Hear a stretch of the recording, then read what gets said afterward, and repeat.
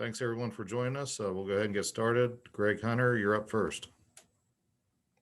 So, Coach, give me just a look at the scout on Kansas. How are they different than normal, and how are they the same? Well, they're the same because they're really good. They're just smaller. They're playing smaller, and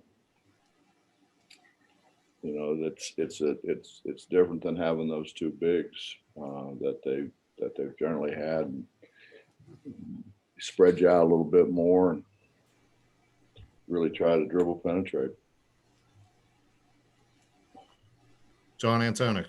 You mentioned smaller, but McCormick, he played pretty good against Texas Tech. He gives them a lot inside, doesn't he?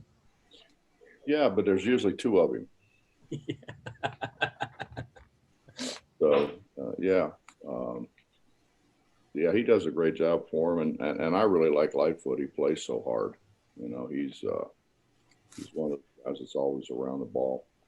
Real quick, Bill used a little bit of zone and probably won the game for him against Texas Tech. That's something new that he's doing a little bit of? He played zone against us last year. Okay, so he throws that in there a little bit? I don't think he likes to, but he does. Yeah. Justin Jackson. Coach, you were talking about how they like to spread you. They obviously, I think they do that with the three-point shot. Abaji, Braun, very good three-point shooters. How much of a difficult, if they're going smaller, you're obviously a big lineup. How much of a difficult matchup is that?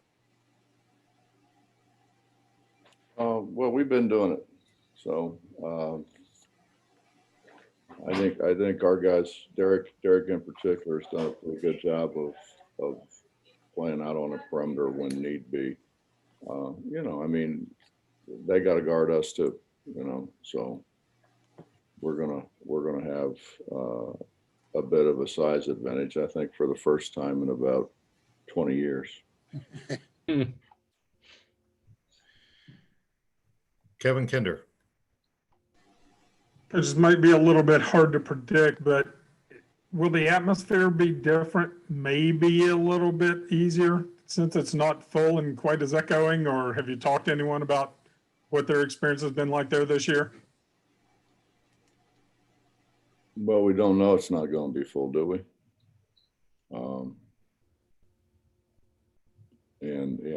It seemed to me just on TV, and I know they maybe pump sound or something in there too, but TV does. But it seemed pretty loud to me on TV. Heck of a lot louder than where we are. Except for the Richmond game, because those Richmond people were cheering like crazy down there. John Antoniuk.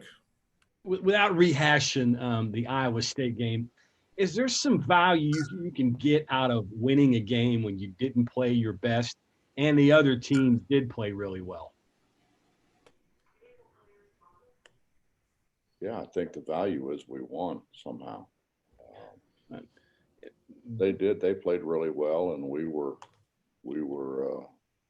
didn't play well. Didn't play well. Didn't shoot it well. Didn't do anything well. Didn't pass it well. Didn't guard well. But did make winning plays at winning time. I think 10-2 run to finish the game. Yeah, but that's what you're supposed to do. If you're going to be one of the better teams in this league, you better make some plays at the end of games. Kansas has done it for years. Texas Tech does a great job of doing it. Everybody in our league does. Back to Greg Hunter. So, Coach, you've talked about this before, but go over the maturation of Derek Culver, both, in terms of his game and then just in terms of him as a person. Especially start with his game and how you've gotten him to slow down from where he was last year when sometimes he's a little spastic. Well, I think it all starts with just Derek. Derek Derek wants to be a good player. You know, Derek wants to do things right. Derek really likes and enjoys his teammates, doesn't want to let them down. You know, Derek and I have developed a pretty close relationship. I mean, it's been a long time. I mean, we recruited him since he was a sophomore in high school. So you go sophomore, junior, senior year of high school, and then a year of prep school, and then what are we on? Year 3 here. So Justin Jackson. Coach, I don't want to put the cart before the horse, so to speak, on this one, but each program that has a special season, I guess that season kind of gets broken down into chapters, so to speak. What kind of chapter could be written here if you guys go into Kansas and pull off a win?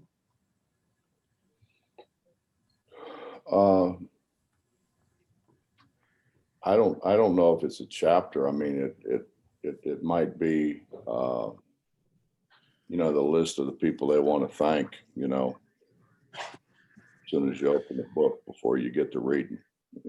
You know what I mean? Right. Yeah.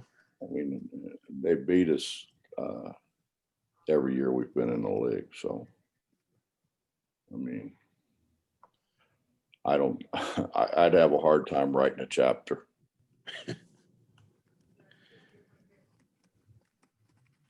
John. Is it safe to say your number one concern still with this team right now is stopping dribble drives, straight line drives to the basket? And are you still Consistency, John, more than it is anything. okay? We have done that. We have done a pretty good job of it, and then there's times we haven't done that. But you can say that about our perimeter shooting. We've shot it extremely well. We've shot it very poor. And the thing that we were hoping we would get from hey guys, the immortal truck Ryan just walked in my office. We just haven't been consistent in much anything other than rebounding the ball. We have rebounded the ball pretty well, but I mean, we just haven't. We thought, those guys in year 2 would be way more consistent than they were obviously in year 1. But I mean, I think it's a lot of things. It's not just that. I mean, there's a lot of things that have led to us giving up too many points in the paint. How's it helping? Is that part of it too, or is it just moving your feet and staying in front of your guy? No, I mean, you got to help. I mean, you put anybody out there one-on-one, it's hard to keep somebody from driving. Yeah, you got to help.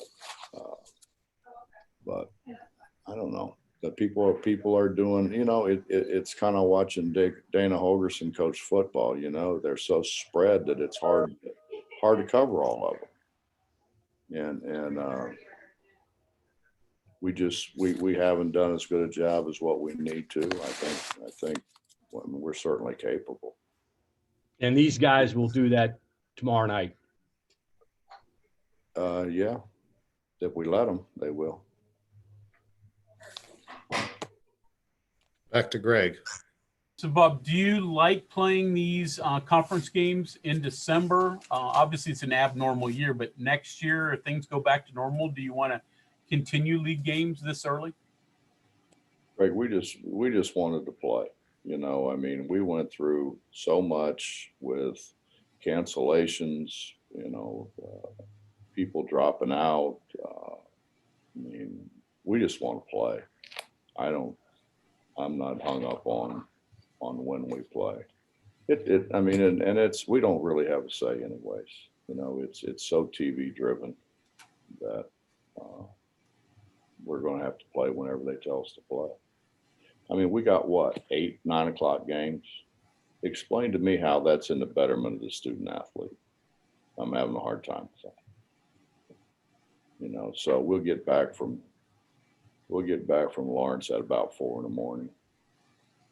So other people don't have to do that. And I think that's the thing that continually gets left out whenever they talk about our team, is what our team goes through. And because of everything that happened with the pandemic, we ended up, we played our first 5 road games on the first 5 games away from home. You know, and then, I mean, every trip for us is a long trip. Every trip for us, like a normal trip for us, everybody, the other 9 teams in the league would dread, because it's so far and it takes so long. I mean, I'm not going to say we're used to it, because it's hard to get used to, but it's rough, man. Justin. Coach, you mentioned points in the paint a few minutes ago, and I was going to ask you about is points in the paint, is that a stat you'll be keeping an eye on during the game? Is there any telling stat that you will be keeping an eye on during the game that will, let you know if, what's leading to success or not successful?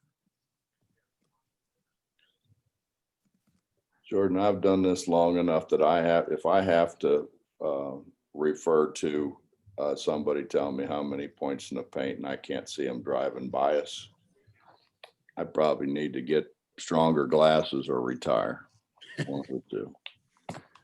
I mean, that's pretty easy to Right. see. That's not a hard thing to see. We got these shot tracker things in here that they're supposed to give us, all that information on the bench. And then one last one for me. Obviously, holiday comes up after this game. You had kind of talked earlier about making a decision, kind of going back and forth on letting guys go back home or not. Just wondering if you guys made a decision on that, going back home. Well, I didn't have any problem with making a decision. I think they should be with their families. Yeah. I mean, I think it's a shame if they can't be with their families. I mean, it's a time of the year from when you're a little kid until now that you're with your families every Christmas, and you ought to be. They ought to have an opportunity to do that. You just keep your fingers crossed then in that instance with the pandemic and everything. Justin, what are you going to do? I mean, Right. They get back to 26, we'll test them, and we'll test them again the next day, and then we'll test them again the next day, but these guys have been really, really good. Now, that's not to say that, one of their relatives may not have it. Sure. Right out loud, the president of the United States had it. I mean, we can't keep him safe. By God, we can't keep grandma safe either. Right. So, I mean, it is what it is, man. You deal with it. Kevin. One other thing on your shooting in general, do you have a target, in mind for what you'd like your team to shoot from the field and from 3-point range? And I know it's, obviously different depending on your position, but do you have an idea of, hey, if we can shoot this from the field, this from 3, we're going to be pretty successful? Yeah, 100%. If we can shoot 100%, I think we'll win. I don't know. It's I mean, I think if you're shooting in the 40s and from 3, you're a really good shooter. And obviously our other guys, our inside guys, our dribble drive guys ought to shoot at least that clip or higher. John. Last one for me. Have you been paying attention to some of the results? I just saw Western Kentucky beat Alabama. Some of these other teams that you beat, VCU's having a little bit of a run. Some of these games you played are really going to help you down the road, aren't they? Yeah, they are. Yeah, but I mean, all you had to do was watch Western Kentucky come out and warm up, and you knew this team's pretty good now. I mean, they've got a 7-footer who was going to be a first-round draft pick out of high school. They've got a 6 foot, whatever he is, 6'6" guy that can step out and shoot threes, who Derek says is the hardest guy he's ever tried to move. He said, Coach, I couldn't move him. And for Derek not to be able to move somebody, that's a strong dude now. And they got those two guys inside, and their guards are really good. Yeah. I mean, I think Rick's got a heck of a team. These pickup games you got too were really helpful. Richmond's still winning. I mean, so pretty good, right? Well, I mean, you know, Josh came to me and said, you know, who do we want to play? And I said, well, I don't want to play people that are going to hurt us. You know, I mean, I don't want to play the so-called bottom feeders and win by 40. It doesn't do us any good.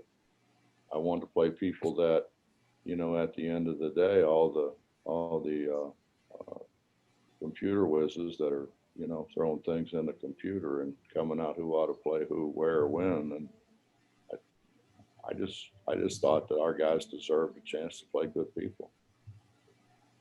And really surprisingly, we played good people out in South Dakota with everything that went on, with all the teams dropping out. And, you know, we had 4 scouting reports for our first game, 4 different scouting reports before we played our first game there. And she held it together and not just held it together, but it's like you said, I mean, okay, so they pick up VCU and Western Kentucky. They're good. They're going to win games. Real quick, how do you strike that balance between getting the schedule you need to get where you want to be and not killing your guys and overexerting them? I've never worried about killing them. Getting them buried, built the confidence, killing their confidence. Well, we're not very good, John. If we can't beat those people, we're not very good. Yeah. You know, I mean, so I think it's we certainly if we can't beat those people, we won't win a game in our league. So I don't see it as such. Greg Hunter. I asked Taz Sherman this the other day, and he had a good question. So I'll ask you the cardboard cutouts. Is Jay Jacobs right behind you? Does that bother you? And is it Jenna's dog that's back there too? It's Jenna's dog, yeah. It's Jenna's dog that's back there. That's kind of likes me. You know, it's one of the few people I can count on. You know, so and having 4 of Jay back there is way too much. I mean, 1 of Jay's too much, but 4 is crazy. And Hey, Hugs, real quick. They got him sitting beside all the good-looking girls too. I just told him I bought Gene Simmons from Kiss. He's going right behind you for the next game. Well, I was hoping I'd get Don Knotts, but he's way down on the other end. Okay, last questions from Mike Casaza. Hey, Bob, how's it going? Good, Mike. How you doing? Doing great. Hey, speaking of doing good, I was wondering if you had talked to James Long and what you thought about what his team did Saturday. I did talk to James. Actually, I talked to James. He was driving the van on the way back from Morgan State. He was driving, and Peyton was the co-pilot. So I got to talk to both of them. No, he was excited. He was excited, and then Jared ends up smacking Northern Kentucky yesterday, pretty good, and James was in that game. Actually, they led that game in the second half. So he's doing a terrific job, absolutely terrific job. But we all knew that he would. You know, when we tried to talk to Carolyn, you know, the president, about James getting a job, you know, and everybody was, he's so young, you know. Well, young and good don't necessarily go together. Young and good sometimes go together pretty damn good. And that's why I said, you know, I was young when I started. James been around basketball his whole life, and he's learned a lot of things. James Long, when he was little, I mean, he was little now. You think he's little now? You should have seen him then. He came to Cincinnati, stayed 2 weeks at Cincinnati with us, lifted with our strength coach. Jared Calhoun worked him out 3 times a day, and he couldn't get enough of it. So you know that he's going to be special. Just think if he'd have been 6'4".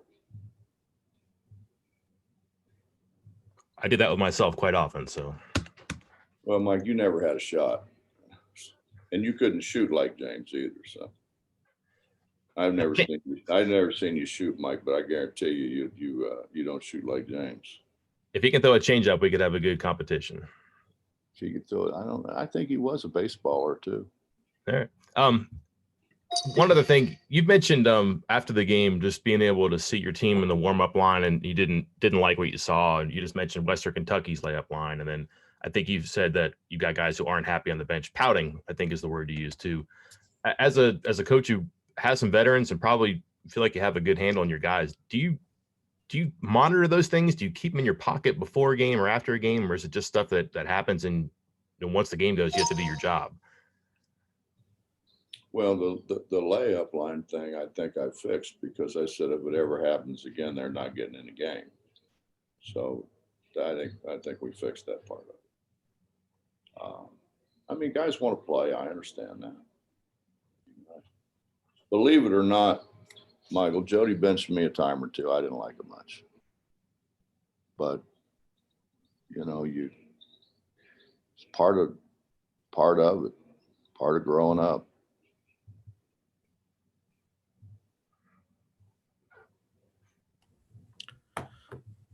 Coach, I think that's it. Appreciate your time today. Reminder to the media, after the game tomorrow, our next media session will be Monday, December 28th, prior to the Buffalo game. And that game is at 2:00 on Tuesday, the 29th. Thanks everyone for calling in. That concludes today's call.